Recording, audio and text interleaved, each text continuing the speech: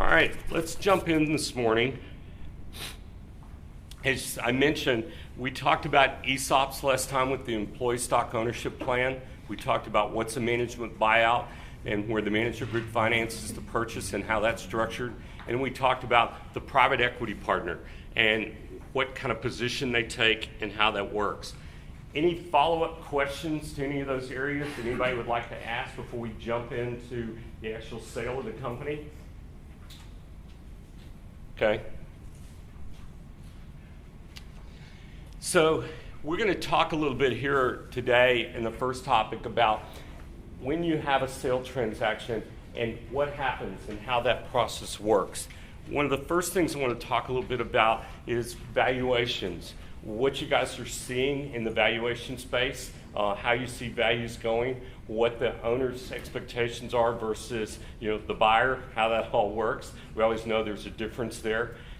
Tell me a little bit about what you're seeing in the market today and how that's working. And I know it's different by industry also, the different multiples, that kind of stuff. So jump in and tell us a little bit about your thoughts. David? Greg, I will. Thank you. I would say, I think we sort of alluded to this at the last meeting, but the private equity market, or the M&A market, whatever you want to call it, is cyclical like all markets. And there is times where the market kind of is in a declining mode, and then sometimes it comes to almost a complete stop. And there are times when it's an expanding mode. And right now, I would say, generally speaking, I don't like the economy. I don't think the economy is doing very well. But right now, the private equity market is chugging along and getting gradually better. Now, what do I mean by gradually better? Two things are happening that are fueling the private equity world. One is that valuations are generally increasing. They're certainly not going down. So we're in a positive trend, I think, and I'm speaking generally across all industries. And the second thing that's happening is that banks, now that they have survived the economic meltdown of a few years ago, are starting to lend a little bit more aggressively than they did, say, 3 or 4 years ago. The reason that's important is because, I don't have a PowerPoint on this, but if you just take a stack of capitalization that's going to be necessary to buy a company, you can break it down into 3 components. One component is the senior lender or the secured lender, and the second component is the unsecured lender, and the remainder is made up by equity.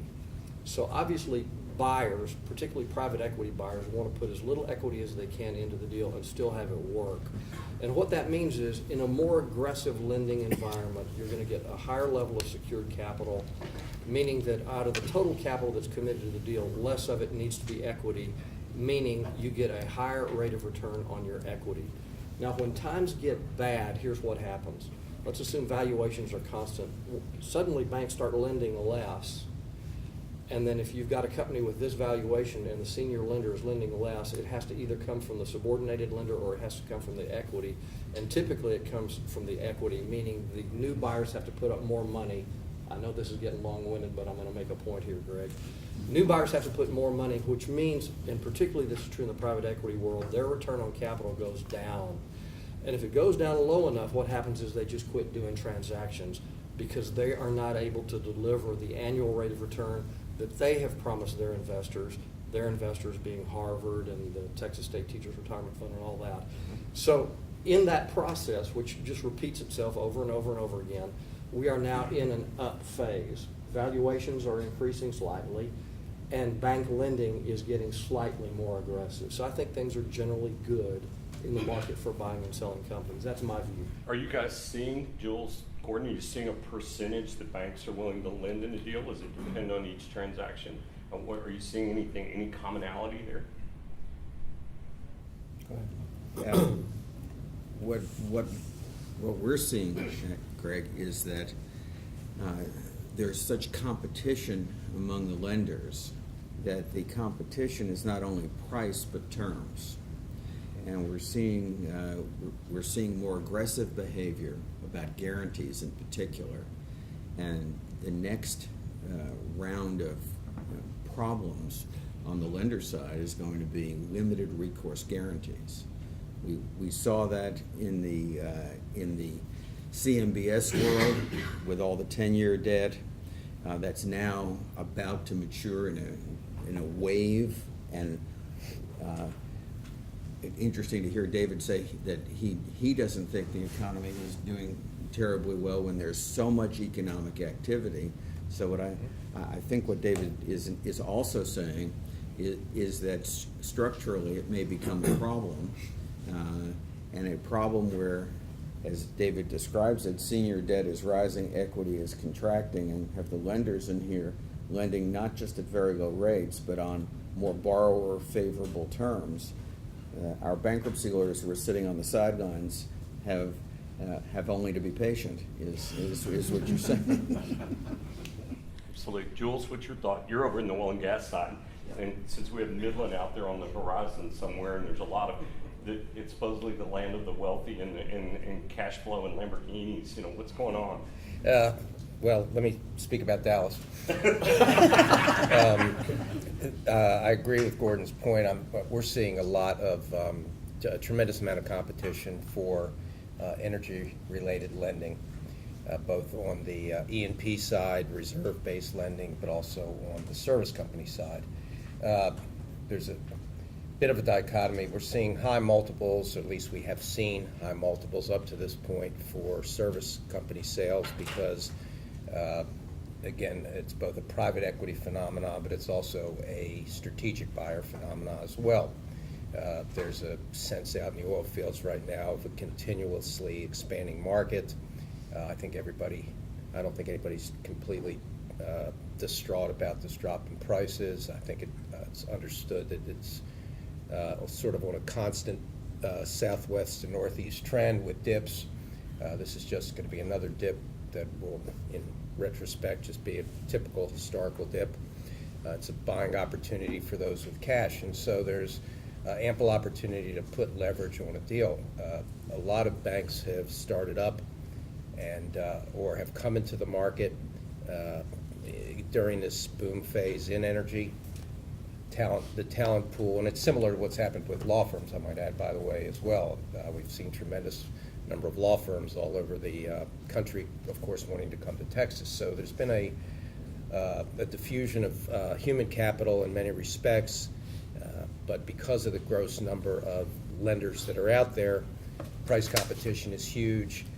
Margins have been cut.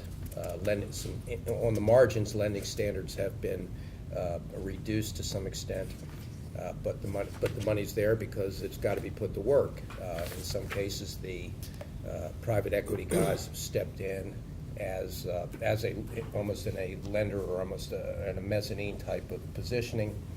So I don't think we're going to. So one, I don't think the flow of money is going to stop in particularly in that industry. I'm sorry, I'm a bit like the proverbial hammer and nail. I kind of see the world through a very myopic way with my one industry, but money will continue to flow. We'll potentially see a little dip and slow down here, just given the uncertainty about how far prices are going to fall. Multiples will probably remain fairly high in the service side, and because there's always a constant state of consolidation with mom and pop type businesses on the service side of the business. And I think there's going to be a disconnect between buyers and sellers in terms of pricing on the reserve side for a while. We would agree. I mean, one of the things that we noticed on some of the private equity reports and stuff that we're saying is that prices are going up to 12x on the private equity side. We don't see an exit strategy for that works, that allows the fund to get a rate of return.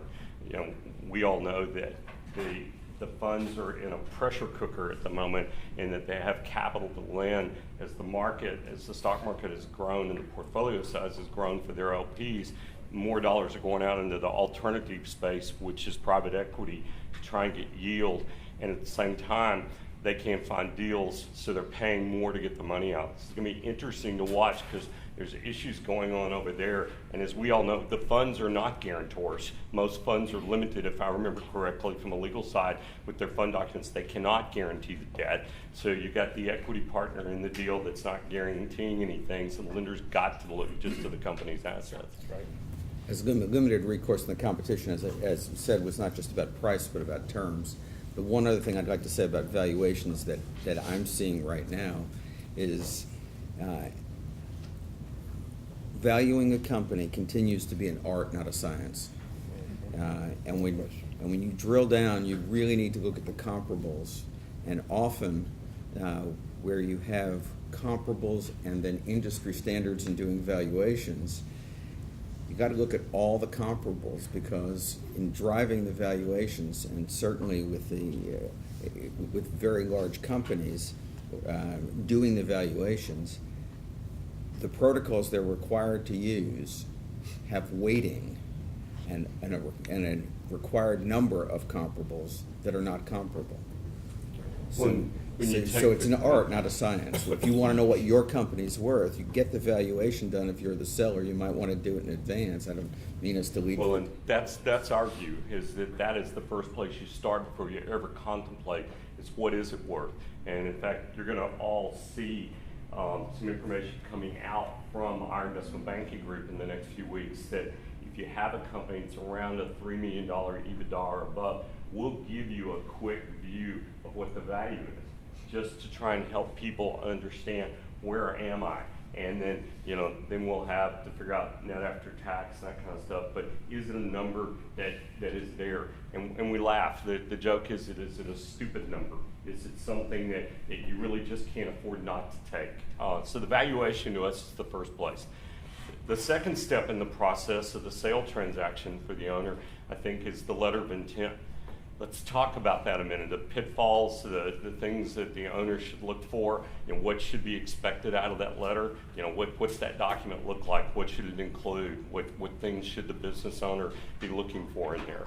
Thoughts? Anybody want to jump in? I'll start just with Okay. the easy stuff. Generally speaking, letters of intent have parts of the letter. It describes the business deal. Let me say that. It's just a summary of the business deal. And a letter of intent would typically say the price. It would describe the mechanics of how the thing is going to happen. It might mention timing and some other subsidiary things, but it's generally just a summary of the transaction. And letters of intent can sort of be divided into two parts. Usually the bulk of the letter intent, I'm talking just about bulk measured in words, is not intended to be legally binding. And then just a few of the paragraphs in the letter of intent are intended to be legally binding. Typically, that would be a confidentiality promise and the so-called no shop provision, or the promise that if I'm a private equity party, I'm negotiating with a buyer, I don't want the buyer to be, while I'm in there doing due diligence and spending money on accountants and lawyers and spending my own time, I don't want the owner to continue to market the company to other people. So there's usually a promise for a relatively short time, 45 days would be typical, that says during that 45-day period, you, the seller, will only be talking to me. So those are the binding parts. Everything else, which are really the more important parts of the deal, like the price and how the price will be paid, are not intended to be legally enforceable. So then what's the purpose of a letter of intent, you might say, if most of it's not enforceable? And the answer is it's really an exercise in expectations setting. So given that, my rule of thumb, I have a rule of thumb on letters of intent, and that is I can summarize any transaction in 3 pages. If it can't be done in 3 pages, I'm probably doing something wrong. I'm probably getting too much down into the weeds. So whenever I draft a letter of intent, I've got 2 pressures on me. One is to keep it short and sweet, and I don't want a situation to arise where the letter of intent gets so long and complicated that it becomes a contract negotiation in itself and takes weeks and weeks and weeks, when really it should take days. So I want to keep it short and sweet. On the other hand, I want to make sure that every point that I think and that my client thinks could kill the transaction is addressed, because I don't want a situation to arise where we're in a month into this thing and suddenly one side says, well, I want X, and the other side says, man, you should have brought that up before. I'm not interested. Right. So that's kind of the tension that I think a lawyer's typically in. That's kind of all I got on that. Gordon, Jules, what's your thoughts? I share a lot of similar thoughts as David just articulated. I tend to look at the letter of intent in a couple of different ways.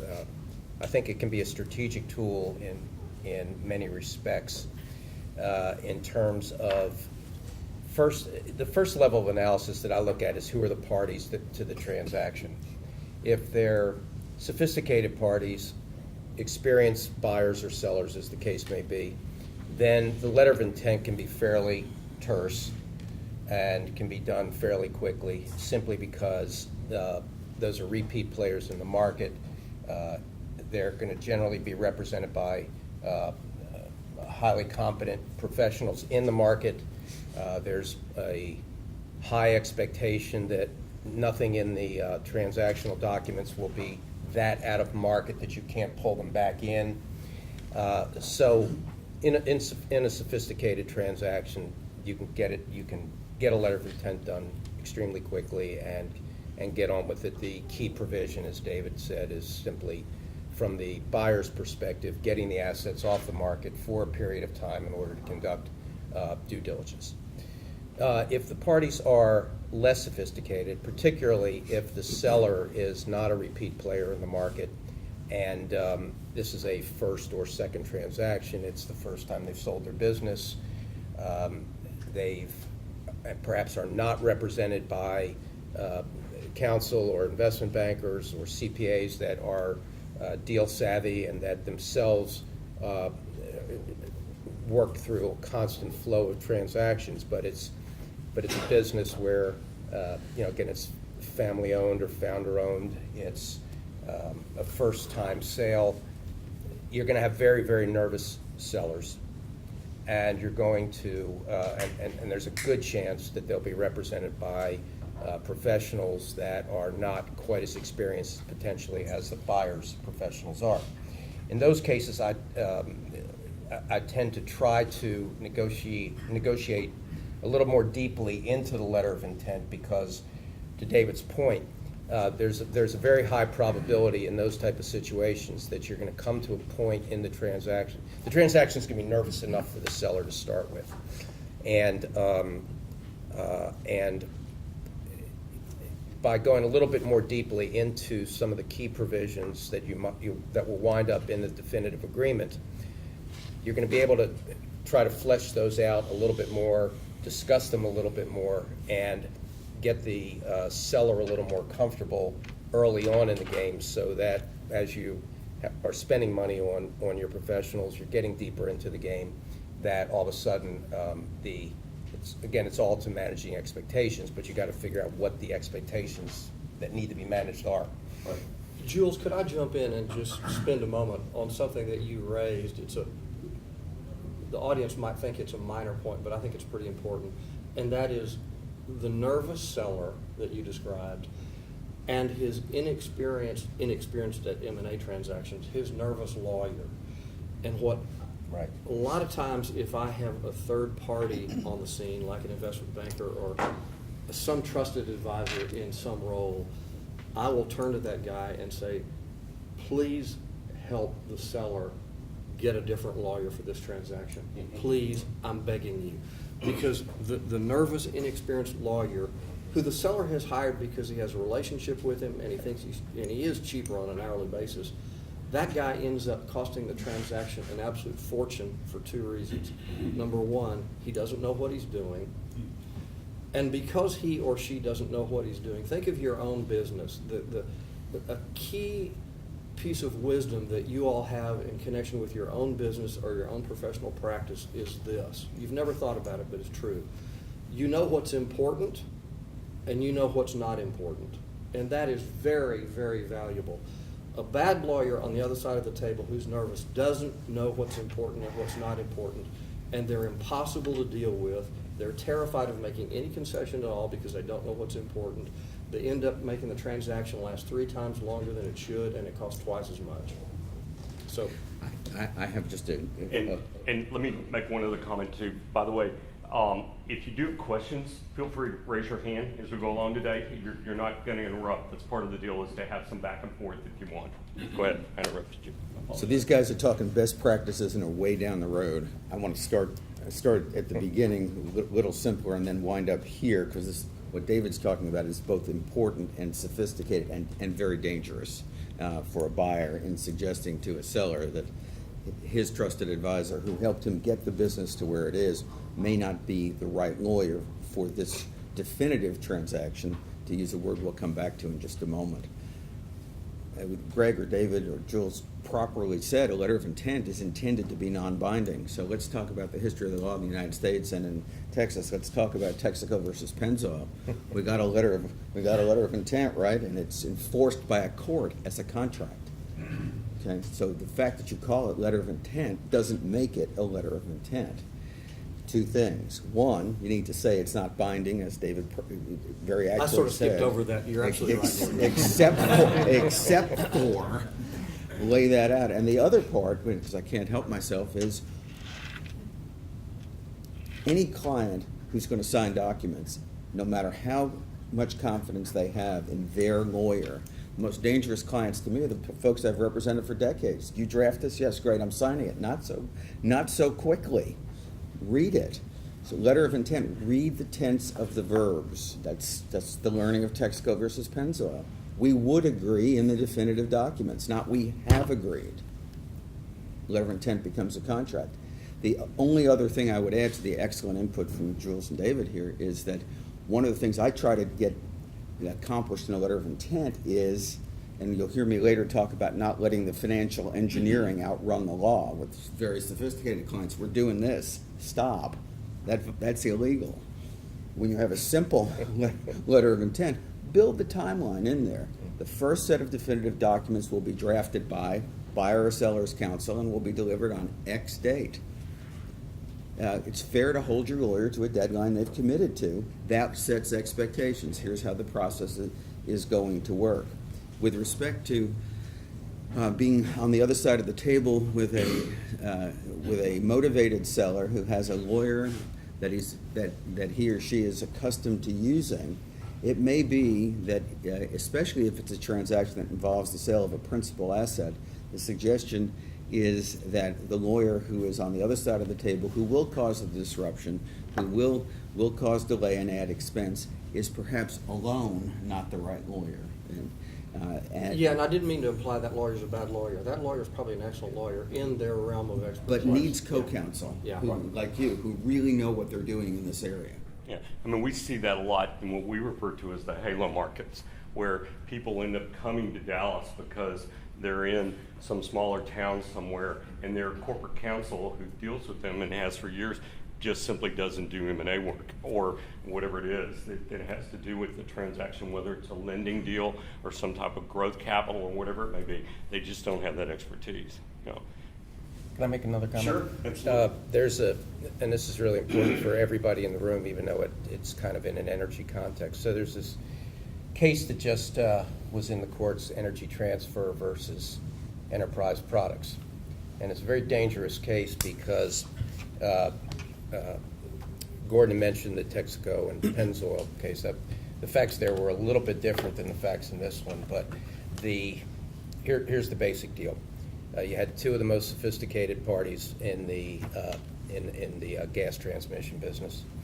They had both sides were equally lawyered up. There wasn't a shred of difference in, again, sophistication and ability and capacity of the parties. And they entered into a letter of intent, and there was a confidentiality agreement as well, and a term sheet as well. And just in the interest of disclosure, our law firm is engaged is part of the appeal process in representing Enterprise Products here. So I've got potentially a bit of a skewed view, but I don't think so.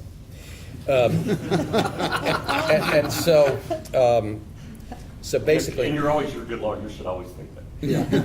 Yeah. So these documents, every single one of which had disclaimers beyond belief. I mean, some of the best written disclaimers you would expect to see from quality lawyers in the biggest and best firms, all across these documents. Well,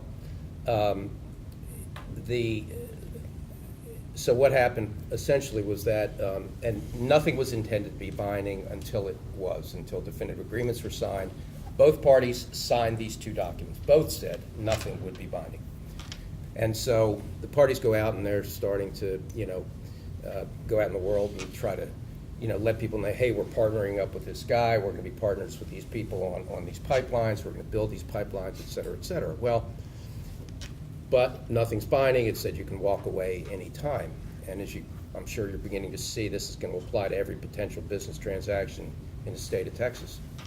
And so, long story short, Enterprise goes and makes a deal with a third party, and Energy Transfer Partners says, wait a minute, you jilted me at the altar, we were common law married. And long story short, the jury agreed at trial, and Energy Transfer Partners had sued for 900 and some million. It was basically $1 billion request and demand, and the trial judge reduced it to something like 530 some million or 60, I forget which. But the point is that it was absolutely intended to be non-binding, and the parties didn't act in any way uniquely different than any other parties to any other transactions in any other industry would act during that period of time pre-signing of definitive agreements. And now the case is going on to appeal. So it's one worth watching for everybody, because again, this doesn't have anything to do with oil and gas per se. This is strictly a business transaction of two people entering into a non-binding letter of intent, and the court finding that a partnership was created and therefore damages were created by virtue of one party walking away from the common law marriage. Tell me about timing. I mean, we touched on this just a little bit. What can someone's expectations from, let's say we've got the LOI negotiated, we're ready to move forward. Let's talk about the steps and timing. We move into due diligence. What should people expect? What do you guys normally think of as timing there? And then from there, what's the process to closing? Gordon? I mean, they're all over the board. Every one of them's different. I know that. And no deal moves any faster than the slowest person involved. That you and I have had that joke many a time on the phone. Yes. Absolutely. It depends. It depends upon what you're selling and how you're paying for it, and is the seller remaining involved? Are the financial institutions on the scene remaining involved? Are they being refinanced out? What does management of the seller, as opposed to ownership of the seller, think? Leads to an area that we think is very fertile for people selling privately held companies, and that is keeping straight the difference between the income of their employees and the employees' ownership of an equity interest in the business. Timing is, as I see it, so often is a function of the letter of intent. When are we going to do this? Well, do you have the money? Do you bring in the beer? We'll close next week. Oh, you're waiting on seeing the financials. When are they going to be ready? That's one of my, financials are not an art form. There may be a little more flex in there. Valuations are clearly an art form, because if you go from, once you've looked at the comparables, now what are the industry multiples? So we have two things that are uncertain. In terms of timing, it's whatever the parties agree to that's realistic. That's, I think, some of the advisor function. Are these deadlines realistic? Then if we're dealing with institutional financing, that in my experience more often drives the real world closing date.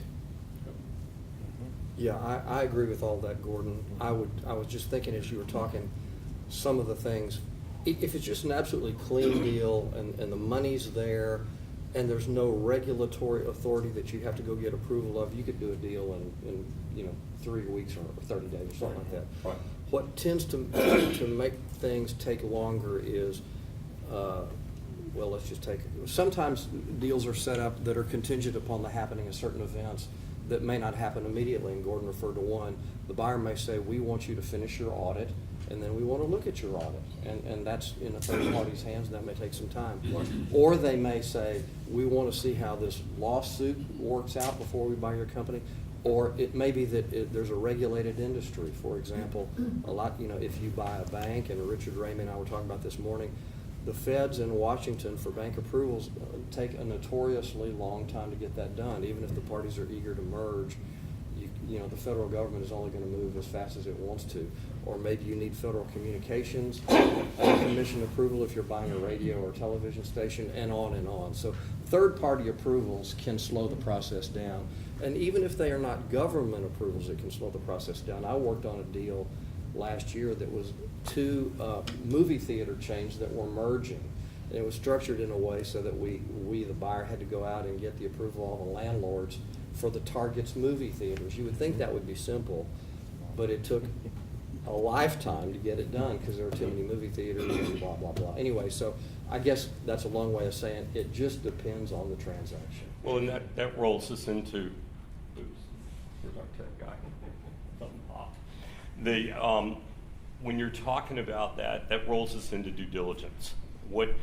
Talk about that, what people's expectations can be, what they should expect to be asked for, what's fair game, how do you control I'm gonna call it the confidentiality of that information. Talk about some of those issues, because I know that those are areas where people begin to get a little nervous again with, well, I'm going to show, and of course on the flip side is not telling somebody the whole story, and then it comes back and there's an issue. Jules? Sure. So normally buyers will have their own due diligence checklist, which they will send a seller requesting all kinds of information. Generally speaking, you would see a confidentiality agreement already in place prior to the commencement of diligence. That would either be as part of the letter of intent or a separate document that was entered into even prior to the letter of intent. So again, depending on the nature of the parties, the response to the due diligence checklists is either, why in the world do they need that, the hell with it, or sure, no problem. And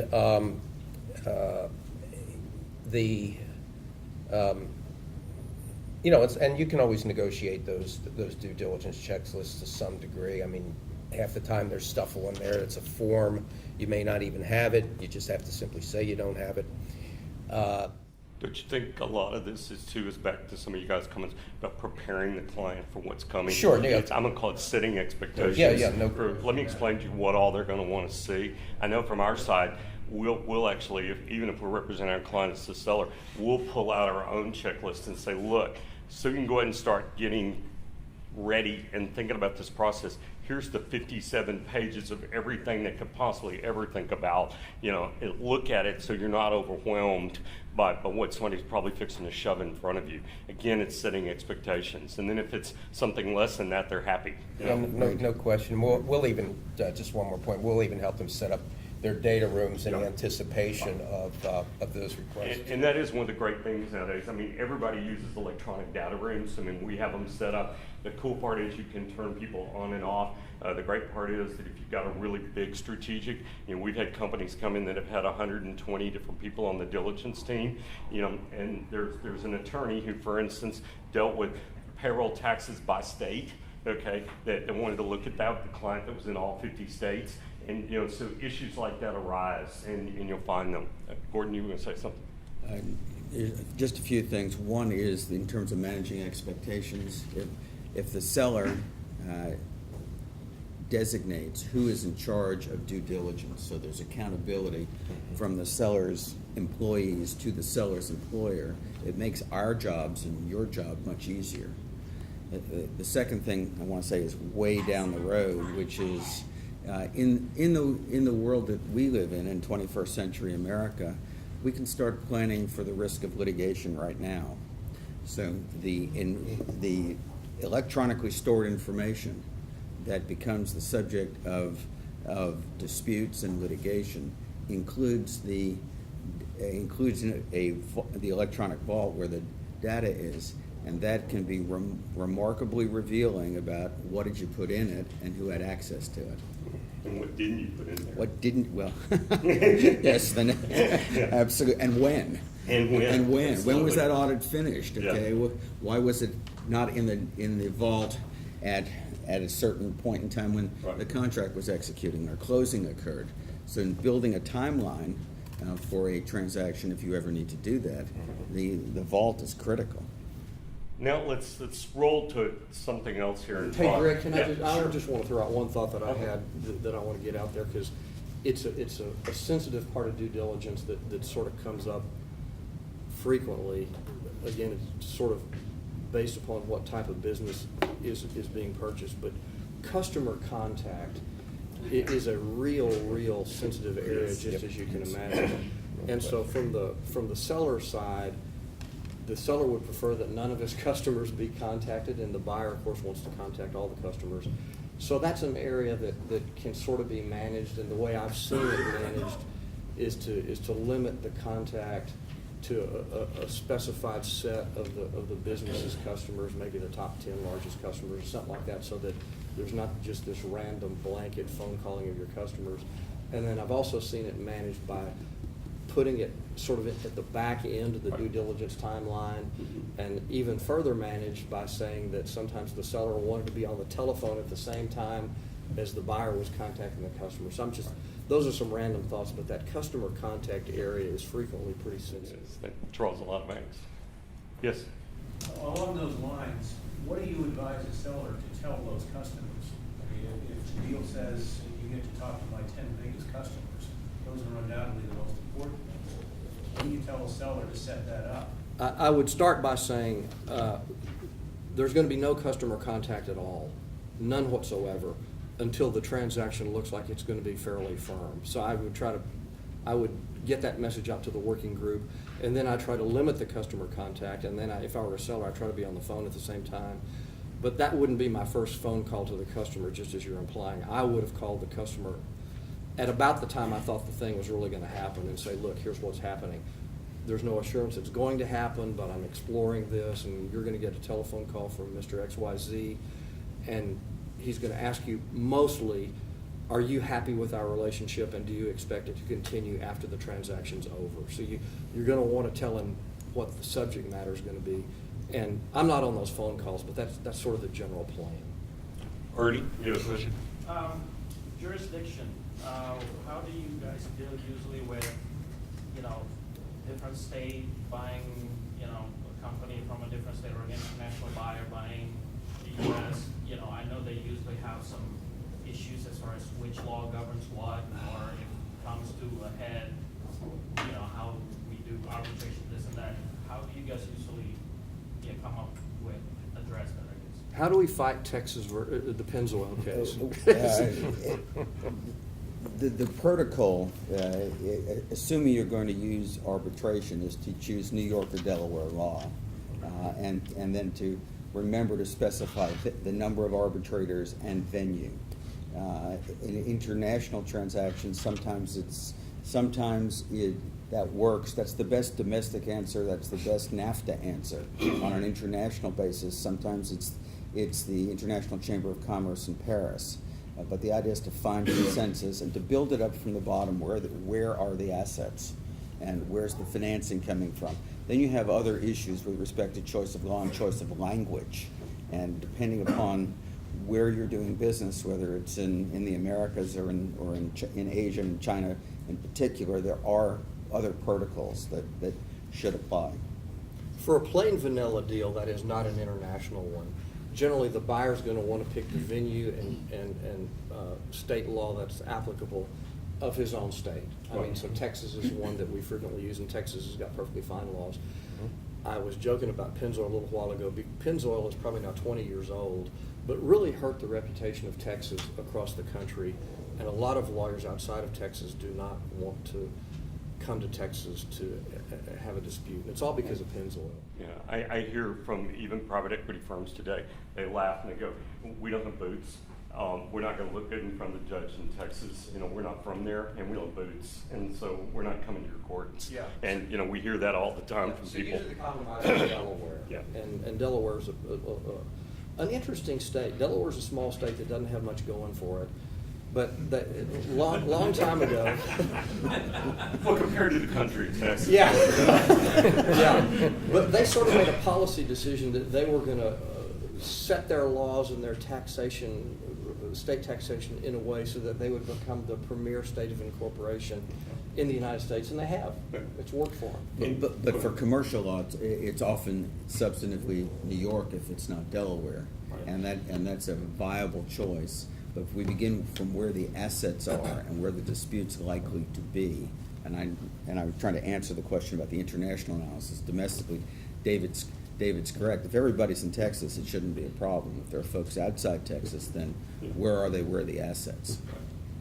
Go ahead, Jules. Yeah, just real quickly, I mean, in the normal case, it's going to be the buyer suing the seller. And so, depending upon which side you're representing, is the buyer, as Gordon alluded to, is likely going to dictate the result. The buyer's assuming, the buyer's going to be paying cash for the transaction, and like most sellers, all the sellers want is their money and no post-closing liability or risk. And so it's always going to be a question of what are you suing on? You're suing on failure to disclose something, you made a representation or warranty that doesn't prove to be true, or it turns out to be not materially true. So the buyer's going to dictate the result in most cases. And as a seller, you just generally don't have a lot of leverage when it comes to negotiating. Jules, that's a point that might be worth sort of slowing down on. Why would it, what you said is absolutely true. The buyer generally sues the seller. Right. Why would that be? Let's talk about that for just a second. Generally because well, it's a very good point, and I think I know where you're headed with that. The answer is that the buyer is generally, there's a good chance the buyer is going to screw up the transaction, I think is probably where David's headed with this. The merger may not occur effectively, it's not going to get integrated, they don't know the business they're really buying into, and they're going to be looking for some reason to sue the seller legitimately Yeah. or otherwise. After the transaction's closed, though, the buyer's paid the money. Right, that's And the he's point. done everything he's gonna do. Right. And then the only thing left is, has the seller lived up to all the promises and statements of fact that were made in connection with the transaction? I think he's going to view himself as the injured party, he Right. or she. I mean, it's the entity that's going to go, I was injured, I spent the money, and I didn't get what I was supposed to get. We laugh, we call it buyer's remorse. I didn't it's- get what I yeah. bargained for. Right, exactly. Right, the valuation wasn't accurate. Right. Those investment bankers, behooded me again. I had expectations, and Yeah. market only rises. And Right. Well, that list of add backs. Well, and when you're paying 12x, where are you going to go? I mean, you're already so far up in the clouds, and that's our concern, is that people are paying those kinds of prices and doing those things, and then what happens? When somewhere down the road there isn't an exit without taking a haircut. And then their only justification as a private equity group is they go, well, we got hoodwinked in this deal, it was supposed to work. And so to keep their limited from pointing at them, they're going to go back against the seller. I mean, that's exactly how those dominoes are going to start So falling. from an Aspire perspective, which is good through to familiarize the vocabulary, what this lawsuit looks like is breach of representations, warranties, covenants, Right. affirmative covenants, negative covenants, and agreements. And you- fraud. And you breached them all because Right. because the venture capitalists came in, they cut out all the expenses, profit's supposed to go up, and they lost the sales because these customers just went away. Right. Okay, and so Jules, how many litigators can you put on this? Now that we're through talking about that happy topic,